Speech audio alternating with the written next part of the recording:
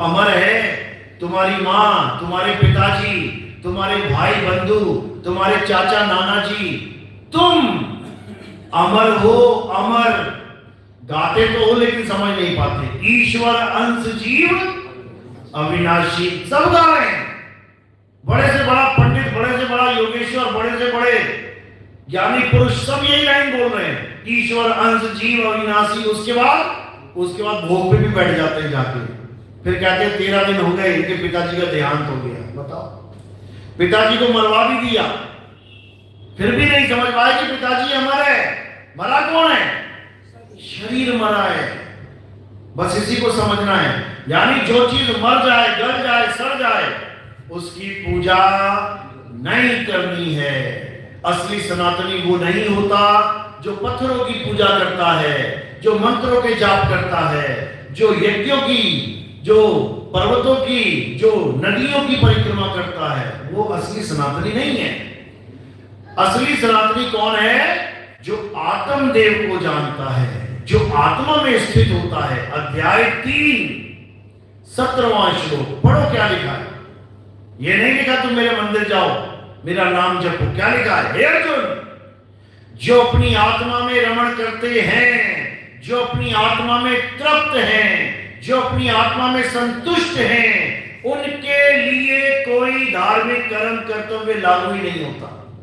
यानी वो सारी उम्र मंदिर ना जाए, वो सारी उम्र एक बार भी ना बोले राम, एक बार भी ना बोले, तब भी वो सबसे बड़ा भगत कहलाएगा। क्यों?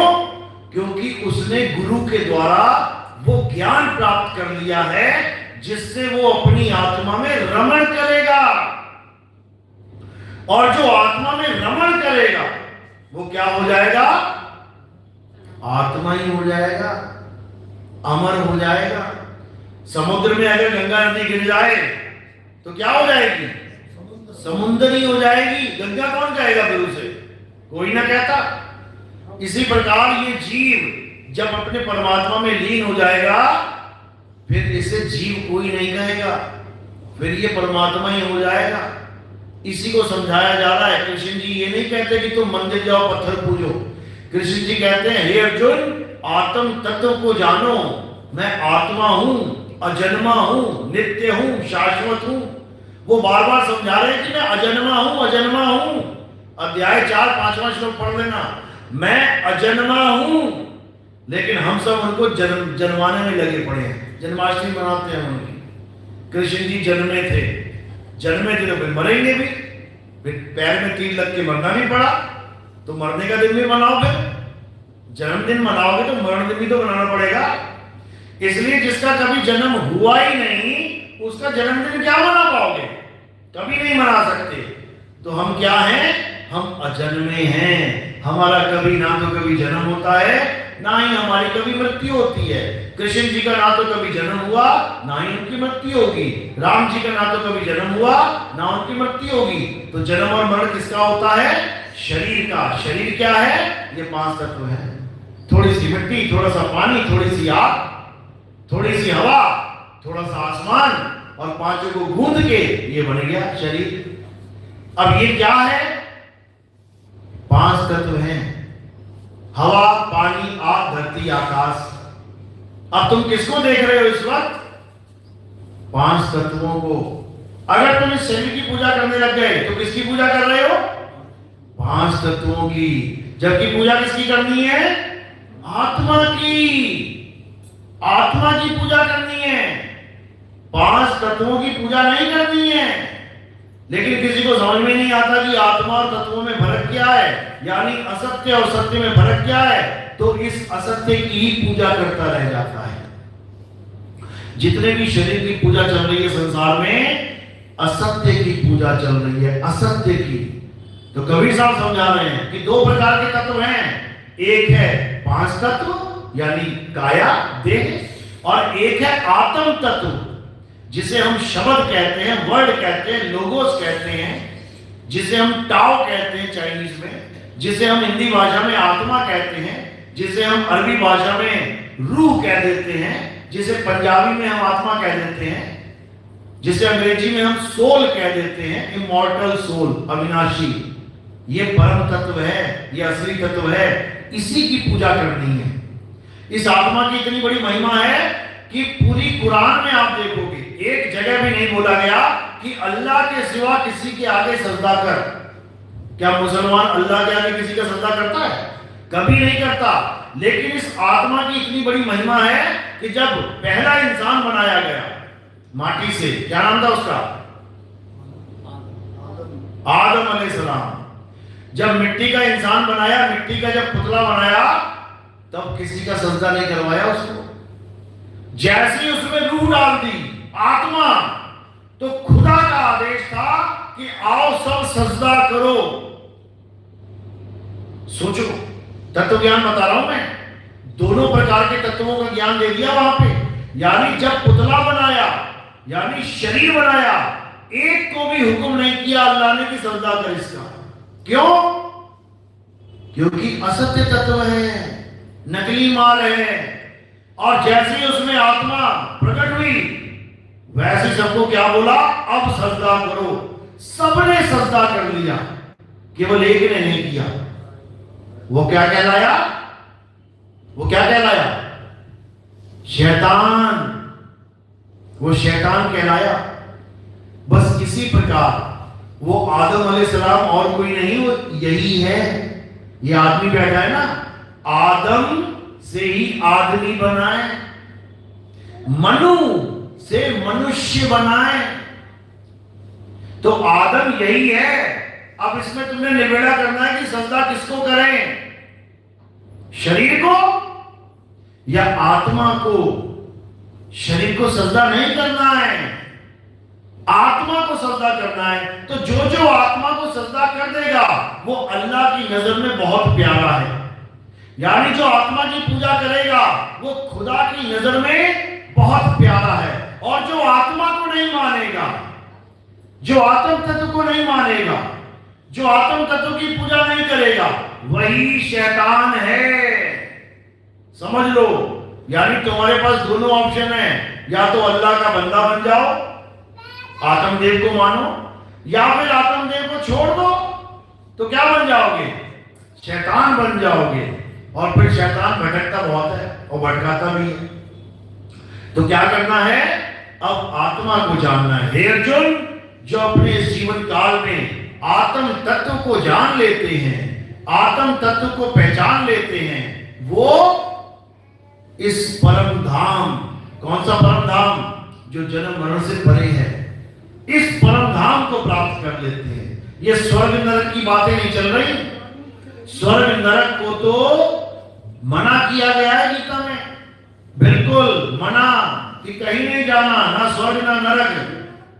समझ लो, नाशवान लोक बोला है गीता में उसमें कि ये सब तो नाशवान लोग हैं। तुम्हारे पुण्य जितने हैं उतने समय तुम बैठोगे, पुण्य खत्म हो गए, वापस आ जाओगे यहीं पे धक्के खाने के लिए। इसी को कबीर साहब कहते हैं कि ना कहीं आना ना कहीं जाना। यानी अब किसी लोक में नहीं जाना। कोई कहे स्वर्ग जाना, नहीं जाना। कोई कहे नरक जाना, नहीं जाना। कोई कहे शिवलोक गोलोक किसी लोक में जाना, नहीं जाना। किसी भी लोक में नहीं जाना। क्यों? कारण क्या है? क्योंकि लोक में जाने के बाद तुम्हें देह धारण करना पड़ेगा। इस लोक में बैठे हो ना, देह धारण करके बैठे हो। स्वप्न लोक में चले जाते हो, देह धारण करना पड़ता है।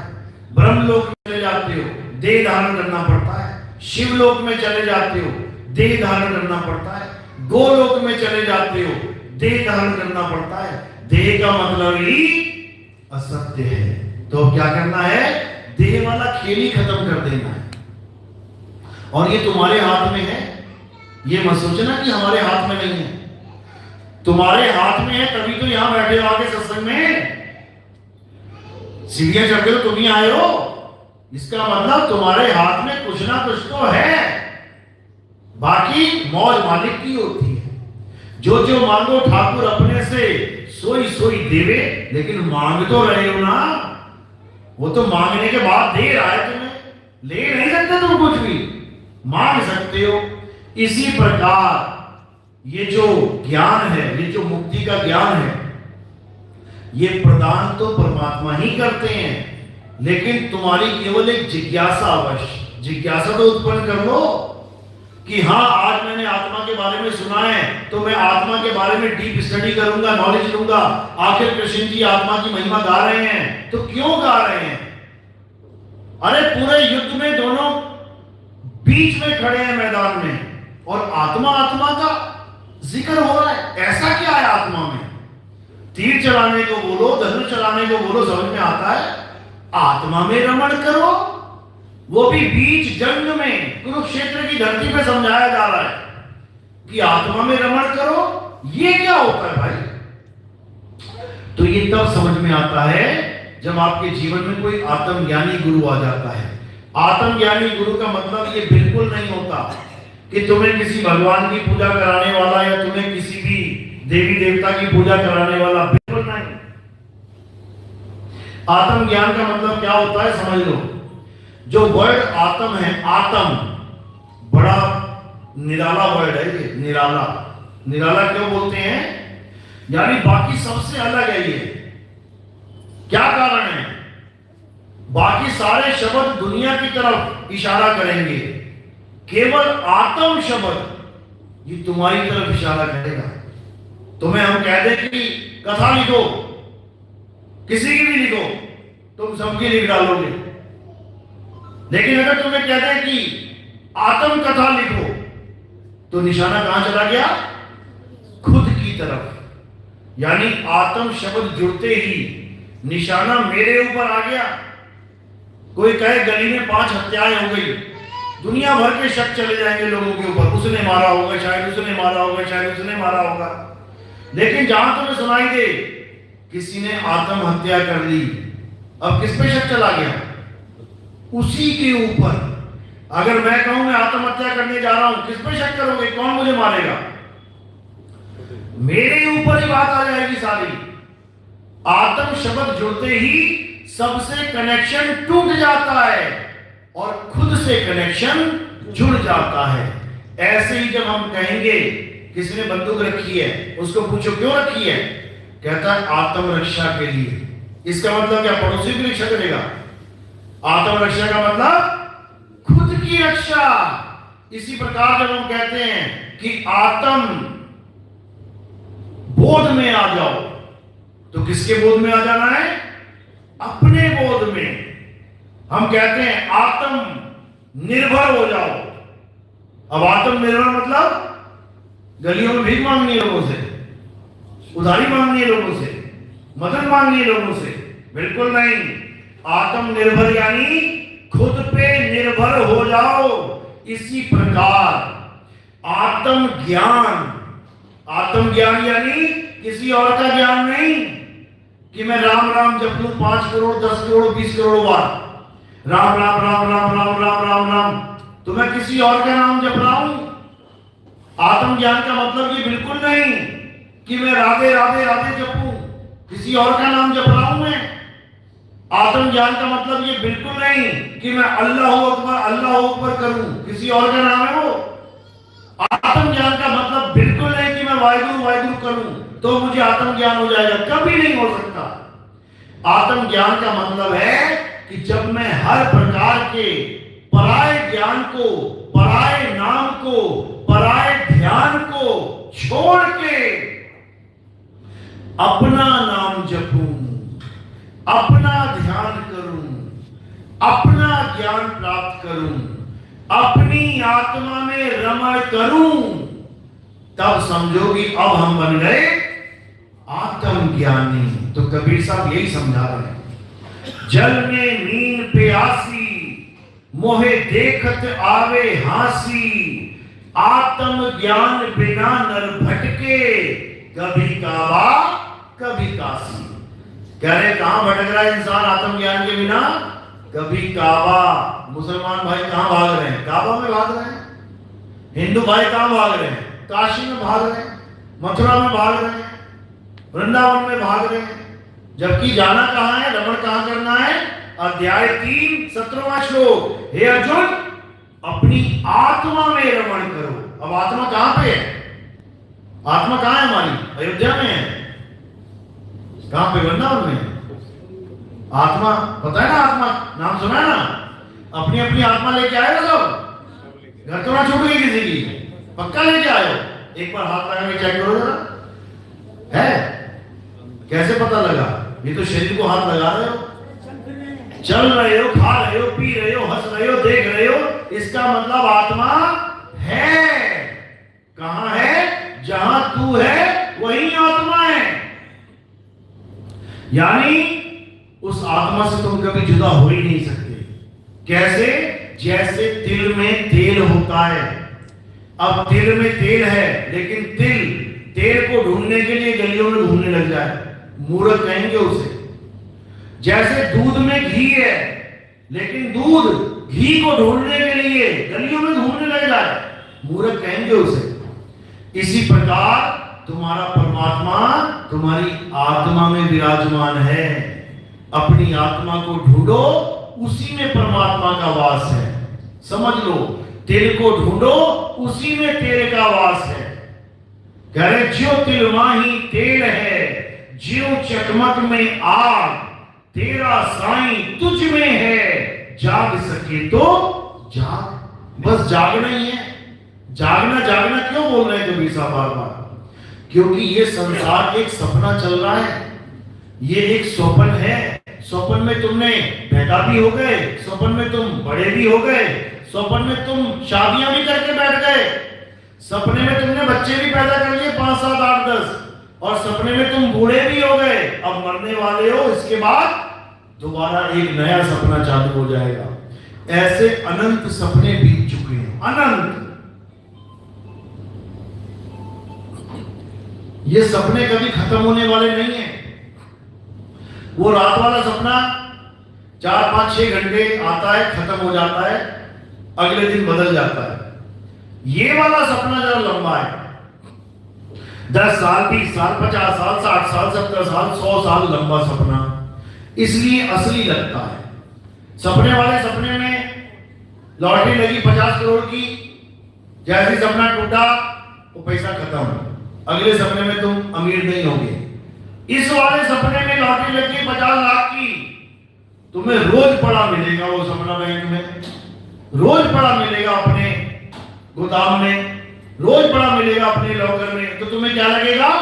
सपना नहीं है, सच है। ये सच है, ये सोफा सच है, ये माला सच है, ये सब सच्ची तो है, जबकि ये सच नहीं है मेरे भाई। ये तुम्हें माया भरमा रही है। सच सच सच करते करते करते इसी सपने में तुम्हारा जन्म बर्बाद कर देगी, उसके बाद 1,84 में भटका देगी। एक बार इंसान जन्म मिलता है, केवल एक बार।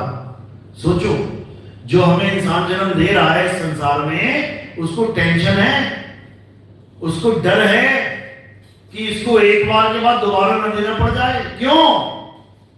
क्योंकि ये इंसान इस जन्म का सदुपयोग करके इस भव बंधन से निकल सकता है। जो कैदी जेल में आराम से रहते हैं ना, खाते हैं, पीते हैं, एंजॉय करते हैं, उनको बेड़ियां नहीं लगाते जेल में। और जो कैदी जेल में रह के जेल तोड़ने की कोशिश करते हैं, उनको मोटी मोटी बेड़ियां लग जाती हैं।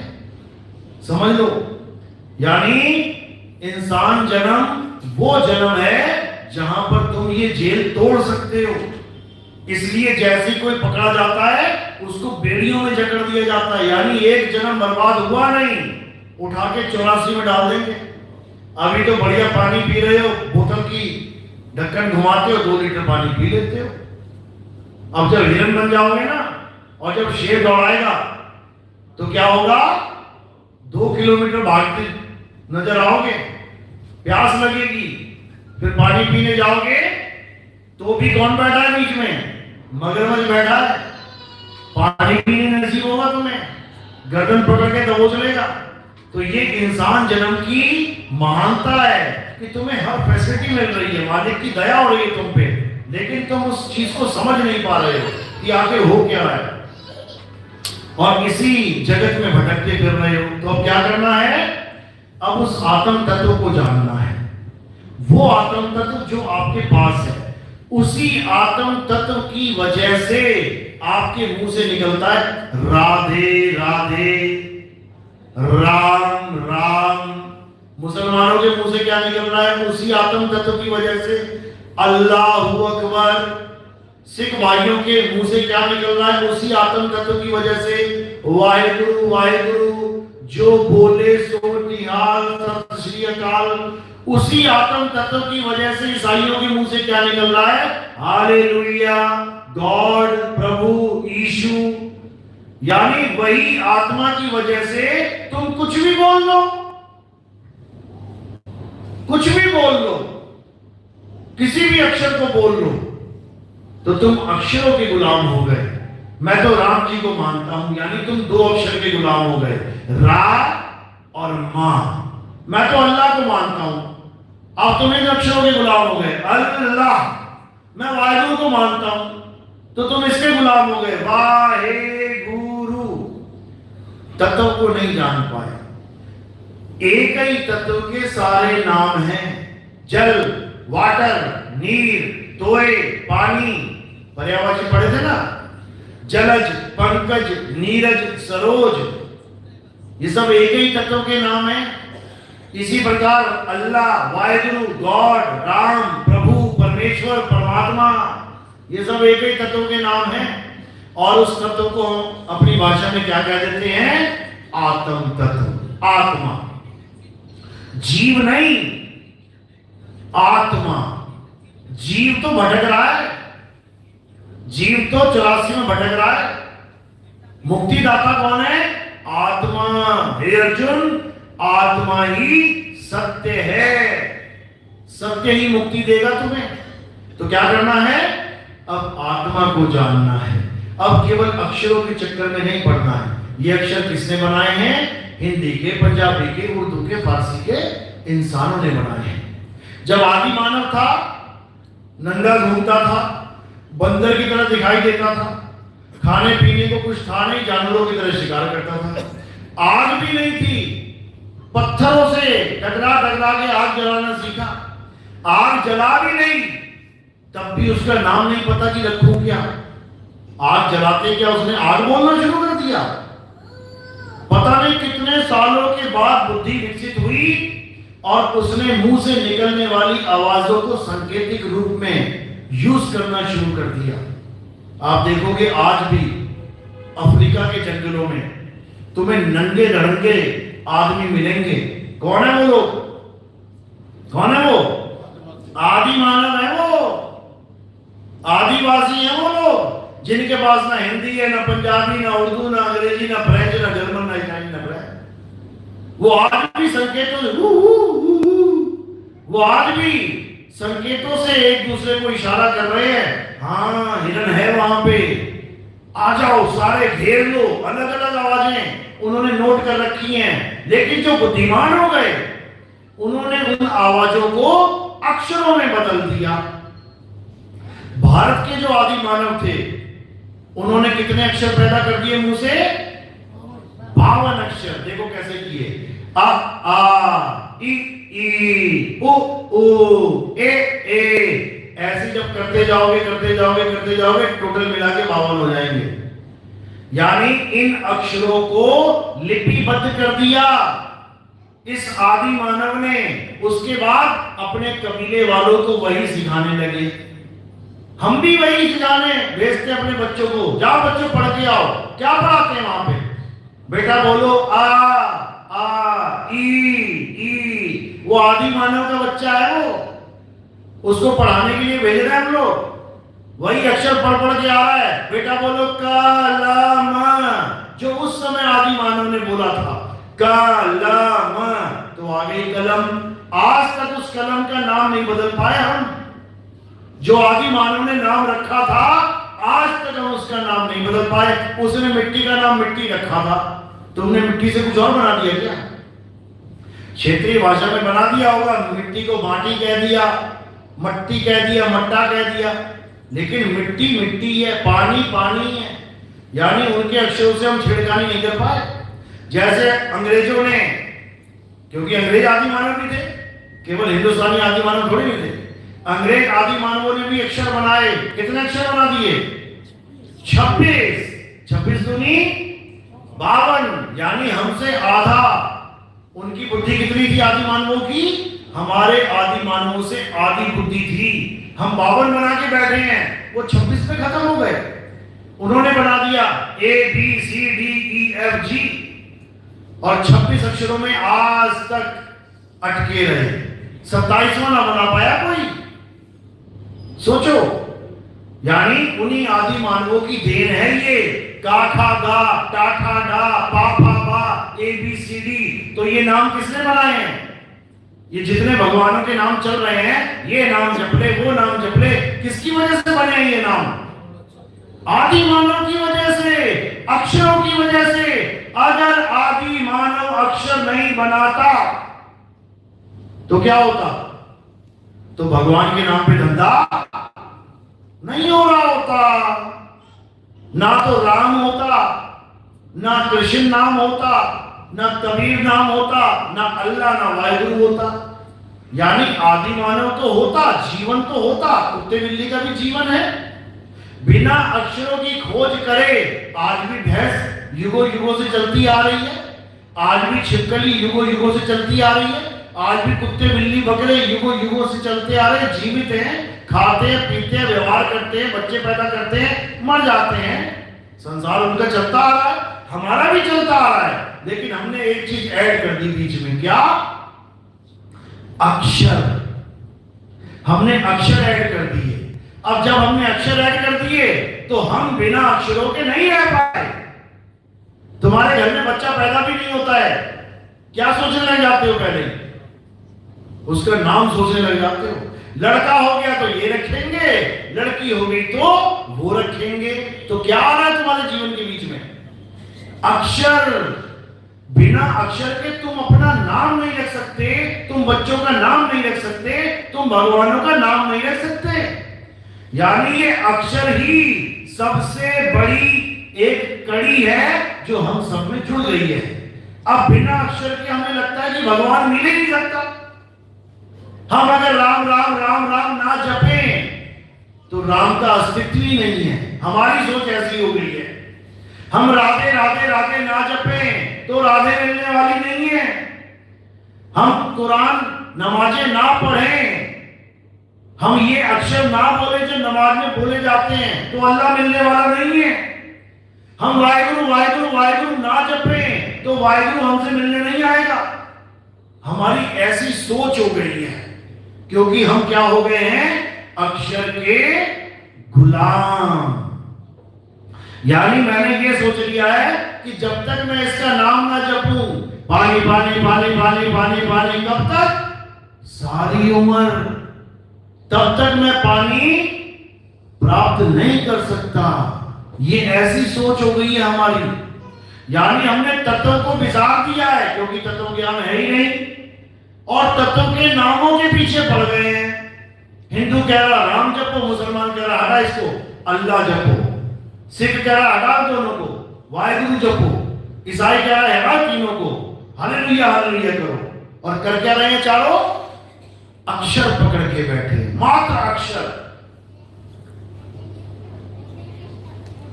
तो कबीर